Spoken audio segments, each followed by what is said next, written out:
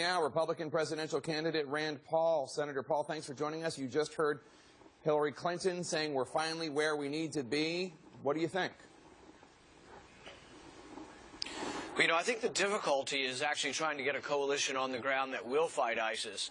Because I've said all along the only way to defeat them for the long term is to have Sunni Muslim boots on the ground, and that's easier said than done. I'd like to see Saudis, Kuwaitis, Jordanians all on the ground fighting ISIS, but most of them still want to fight from the air and not from the ground.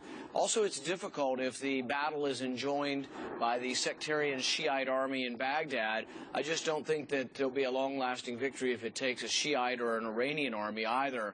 So really, no, I don't think we quite have. I think that the concept is good. Yes, we need Sunni Muslims on the ground, but I don't think we quite have that in order yet. Let's talk about some of the politics from this weekend. Jeb Bush saying Donald Trump was a jerk for disparaging Hispanics, disabled people. That's a quote. Jeb says it's deeply discouraging that Trump remains the front runner. Do you agree? Absolutely deeply disturbing that he's the front runner. I think he'll get wiped out in a general election. It'd be terrible for any of the ideas of limited government. I'm still not sure that Donald Trump is for limited government or balanced budgets. One of the biggest things that he's been for in his last several years is using eminent domain for the government to take private property from one private property owner and give it to himself for his casinos and parking lots. That's not a conservative notion, and really most of Donald Trump is nothing more than sort of bits of populism, but no consistent conservative philosophy. Back in July, you told me that you thought Donald Trump's popularity represented a, quote, temporary loss of sanity, I guess, among voters. You said the party would come back to its senses. It's now 5 days before Christmas. Trump is as strong as ever. Is it a temporary loss of sanity, or do you think that the problem might be more permanent? I think that we've all let the polls consume us too much. I don't think the polls are very accurate.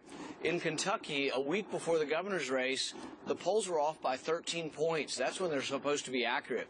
I think we have sort of American Idol type of polls right now where one candidate's getting an enormous amount of time on TV, and people are saying, oh, yeah, I might vote for him. Well, these people don't get out and vote. About 10% of Republicans will vote in Iowa, so you can be wildly off. And I guess what disappoints some of us who aren't as high in the polls is that if we skew all the coverage towards the polls, it's a self-fulfilling prophecy. So I think we need to examine other things and try to distribute the coverage a little better so we could have maybe a chance of getting a better president. As you know, Senator Paul, we put you on TV all the time, so I know that that's not aimed at... not complaining about CNN. I want you to take a listen to Donald Trump's spokeswoman talking about the nuclear triad this week. What good does it do to have a good nuclear triad if you're afraid to use it? The subject of the nuclear triad, it was raised at the debate. And after the debate, Jeb Bush told me on air that he didn't think Trump understood what the nuclear triad was. What do you make of what you're hearing from the Trump team on this issue? Well, this is the worrisome thing. During the debate, absolutely, Donald Trump had no clue what the nuclear triad is, and he'd been asked the question previously by Hugh Hewitt on the radio and had no idea what it was. And so now that they've discovered what it is, they're ready to use it. No, I think this is what is very worrisome about not only Trump, but Christie and others on the stage who are really eager to have war, really eager to show how strong they are.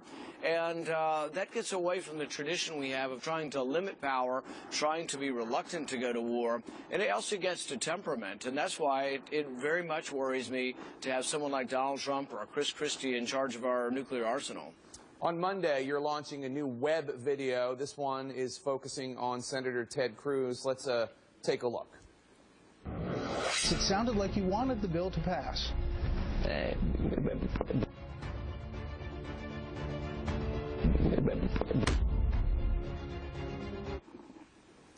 The web ad describes him as a flip-flopper. Now, Cruz obviously describes himself as a, quote, courageous conservative.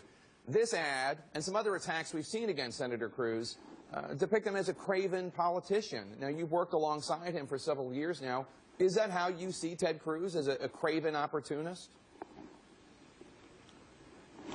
I think on several things he wants to have it both ways. On immigration, at the time, he supported an amendment that said, okay, we're not going to get citizenship, but we'll a legal status.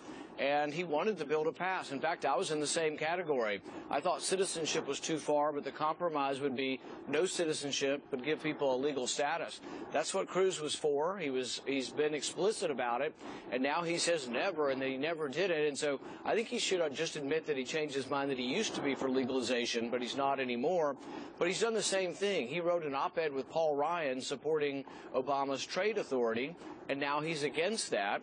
He also said when he ran for office that he wouldn't support reauthorization of the Patriot Act, and then he voted to reauthorize the Patriot Act. So I think on a number of issues, he wants to have it both ways, depending on which audience he's talking to. Senator Marco Rubio had some tough words about you. Take a listen. He's the only person running that likes politics so much. He's running for 2 offices at the same time. I mean, he wants to be a senator and president.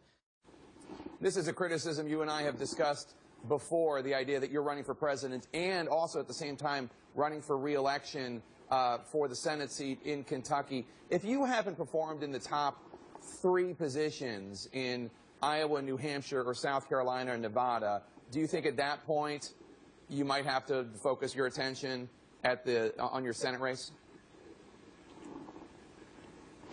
Well, you know, the difference between Marco Rubio and I is I show up for work. He's missed about 1/3 to 1/2 of his votes this year, and we had the biggest vote of the whole year, voting on $1 trillion worth of spending, and he didn't show up. So, yeah, I think he ought to resign or give his pay back to the taxpayer. But as far as I'm concerned, yes, I do need to do well in the early primaries. We're in it to win it. We're not in it just to mess around. I'm not in it to place in the lower tier. If we're in the lower tier, obviously we'll reassess. But we don't plan to be. We've got a campaign that we think is going to shock people, and we're hoping that when we get done with this campaign and people see the votes happen, that we'll be discounting the pollsters who I think have no clue as to what's going on in America. All right, we'll see. Senator Rand Paul, a very Merry Christmas to you and your family. Thanks for joining us.